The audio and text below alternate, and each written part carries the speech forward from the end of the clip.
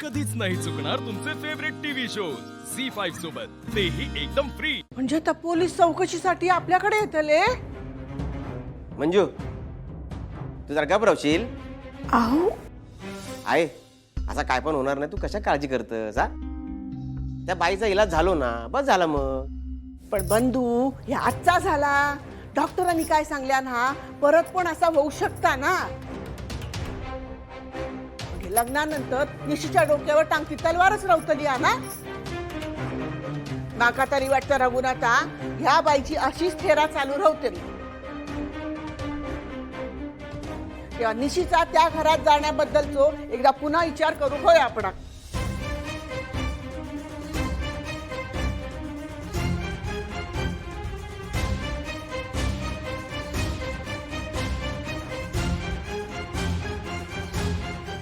या बघ, अजून वेळ गेलेली नाही हा.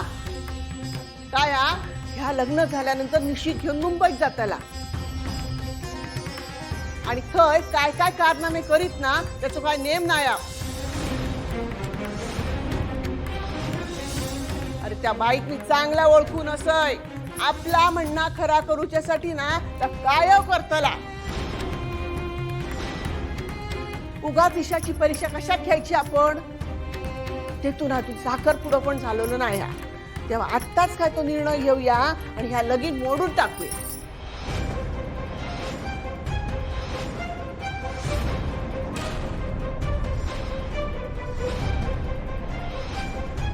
त्यातच निशीचा भला असा.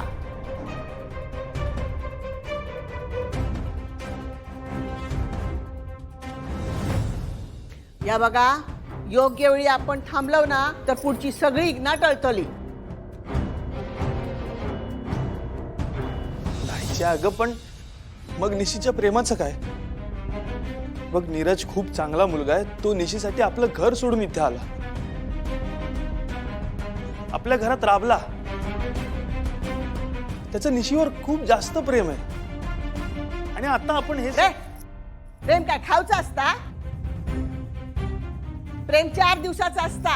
मग घरातल्या माणसाका तोंड देऊचा लागता. आणि काय रे शिनू, मोठी माणसं बोलत असताना तू कशाक मध्ये बोलतोस? आई, तू ऐकून घे. तुझी काळजी माका समजता, पण आपल्या काळजाचा तुकडो ज्या हातात द्यायचा त्या हाताकच कंप सुटलो हा, अशी परिस्थिती आहे सध्या. अरे फाटके असत त्यांचे हात. गेल्या 2-4 महिन्यात त्या बाईन काय रंग उधळल्यान बघलस मा? आई, पण त्याचा विचार करून आपण आपल्या निशीला तिकडे पाठवत नाही आहोत. नीरज चांगला मुलगा हा, तो तिच्यासाठी योग्य हा, हे त्याने दाखवून दिले.